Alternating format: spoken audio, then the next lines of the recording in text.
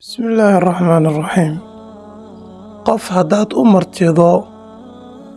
amase qof walaal ah oo gurigiisa kugu soo dhaweeyey qolka fadhiga aad ku aragto isagoon hagaagsanayn ama miiska wax lagu cunteeyo aad ku aragto wasakh yaroo dul saaran dib dambe gurigaas ha u noqon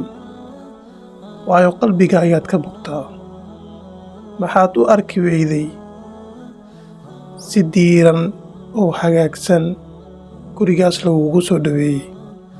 qalbi furnaanta gurigaas lagugu soo dhaweeyey iyo soo dhaweynta laguu sameeyey